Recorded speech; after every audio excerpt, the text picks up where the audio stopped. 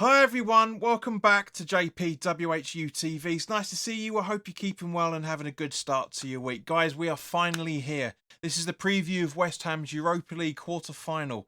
First leg, where we travel to Germany to the Bay Arena to take on Bayer Leverkusen this Thursday evening, live on TNT Sports under the lights up for an 8 o'clock kickoff. As always, guys, this video is sponsored by the channel sponsor 3retro.com.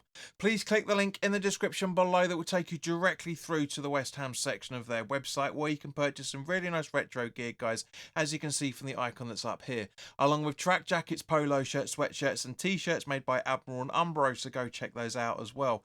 Any purchases you make through the link in the description below, the commission that the channel would normally be getting, as I always say, I'll be sending on to the charity Iron supporting food banks.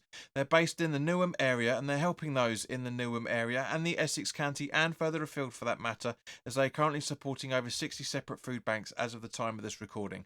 So guys, go grab yourself a really nice retro shirt. You'll be saving yourself a few quid in comparison to the club shop, and you'll be helping those that are less fortunate than you and I. So I have checked the website, and unfortunately there isn't any Bayer Leverkusen retro gear in there, so if there's any German fans watching, so apologies on that.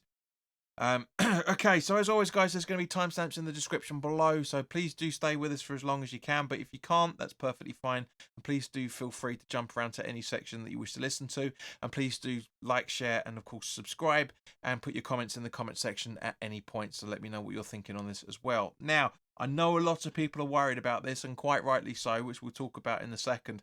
But we go into this game, these two fixtures, completely blind. We have never played Bayer Leverkusen before at any point in our history, and neither has David Moyes as a player or as a manager as well, for that matter. Now, Leverkusen are at the top of the Bundesliga after 28 games, winning 24, drawing 4 and losing absolutely sod all, scoring 69 and conceding just 19 goals. So on a plus 50 goal difference on 76 points.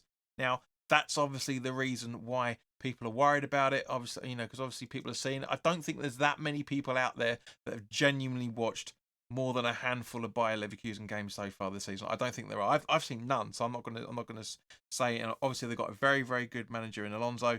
Xabi, I should say. But or whatever his name is, you guys know. We all know what we're talking about. But let's talk about Bayer Leverkusen's Europa League route. It started off with a 4-0 victory over Hacken on the 21st of September, a 2-1 away win at Mold on the 5th of October, a 5-1 win at home to what a lot of people have been relatively joyfully, shall we say, been calling Carabag, which is Karabag, on the 26th of October, and then a 1-0 away victory over them as well on the 9th of November, a 5-1 home victory over Mold on the 14th of December, a 2-2 away draw at Karabag on the 7th of March, in terms of the last 16, and now a very, very close 3-2 win on the 14th of March. So for those that have been keeping track, they have won all of their home games, scoring 17 and conceding just 4 in the Europa League. Now, their match goals on average per game is 5.25 goals. That is a lot. We have got a lot of work to do in terms of this, especially when we come into talking about the starting 11. We need to be absolutely on it with our strongest starting 11 we could possibly put out. So we'll talk about that in a minute. But let's talk about in a bit more detail. According to WhoScored.com, which is where I got all my information in terms of a lot of players and abilities of teams and strengths and weaknesses, etc., etc. According to their Bayer Leverkusen, I'm about to say Bayern Munich then, but they're playing tonight by the time you get to see. They're playing Arsenal in the Champions League. But Bayer Leverkusen play possession-based football with short passes, controlling the game in the opposition's half, creating and taking long shots and attempting through balls often. They are very strong at shooting from direct free kicks, attacking down the wings, creating chances through individual skill and defending set pieces. They are strong at creating scoring chances and using through balls, finishing scoring chances, using counter attacks and protecting the league as well.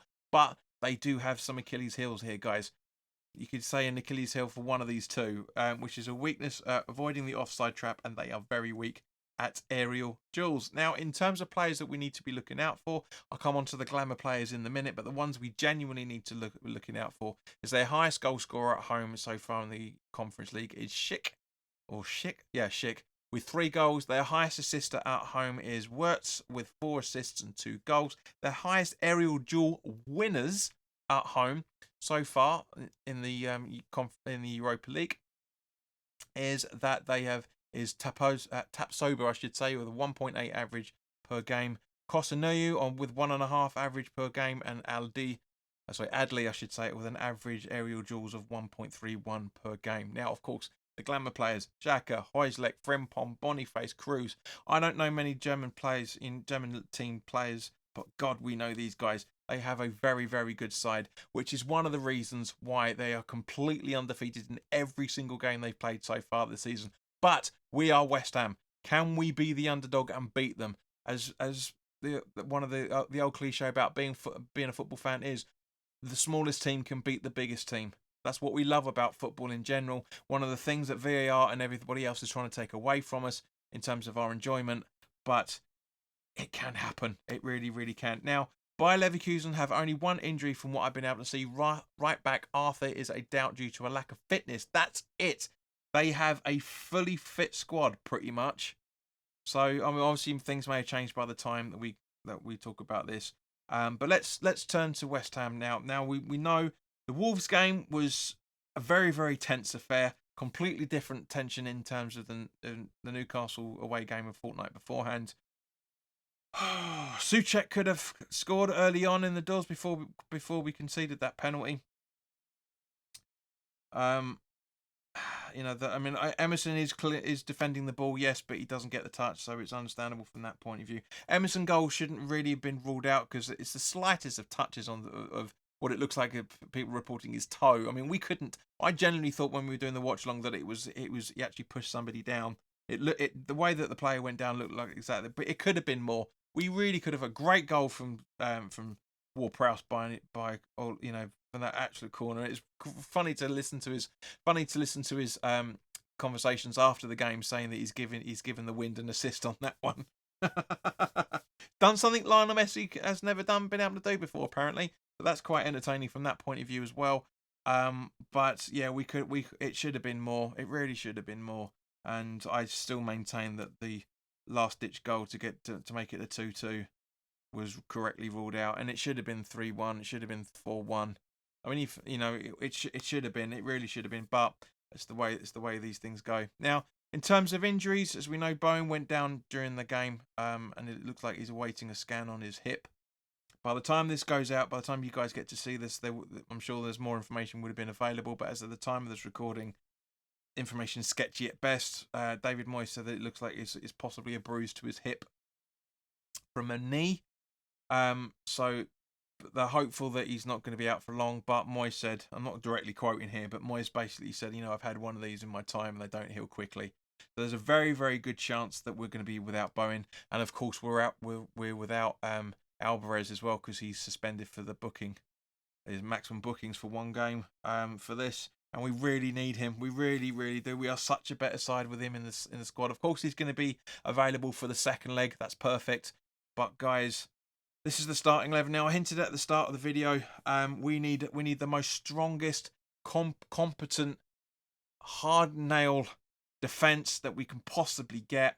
We need a very, very good midfield. We need an unbelievably brilliant display from a defensive midfielder, which we're not going to get at all. We need a very, very competent backline, but we need a very, very, very competent attacking 6, basically. If Moyes goes 4-6-0, I'm happy with that. Flood the midfield. Give us the home advantage for the second leg. I mean, guys, we're not even at half time yet. That half time will be when we talk about the home fixture this time next week. But yeah, we're really, really in a disadvantage not having Alvarez there, and maybe not having Bowen either for that matter. But I do genuinely think that this is the strongest starting 11 that we should be putting out. I know Moyes isn't going to do it, and of course put your comments in the comment section below, but I know give me your thoughts on what you would put out if you were in charge. But this is the starting 11 that I would put out if I was in charge of West Ham United. Fabianski in goal, with a back four of Soufal, Mavropanos, Ogbonna and Emerson. Soucek in the hole, with James Ward-Prowse in front of him, supporting Kudus, Paquetá and Cornet in midfield, with Antonio up front. Thank you everybody that got this far. I really genuinely love you. It's brilliant that you guys have made it this far. As always, put your comments in the comment section below. Tell me your thoughts at any point. I've said this quite a fair bit, and it seems to be the more times I say it, the less comments I get. So I'm just going to flood it until you guys listen, quite frankly. But yeah, we will be doing the watch along from about 10 to 8 on Thursday night. So please do make sure you're around with us as well for that matter. It's going to be a very, very tense affair in one way or another, I should imagine. But please don't forget to come and join us. But in the meantime, guys, look after yourselves. We'll also straight up on Friday, possibly Saturday, will be the Sunday preview as well. So keep an eye out for that. But in the meantime, guys, look after yourselves. Take care. Have a fantastic week. And I'll hope to see you very, very soon. All the best now. Take care.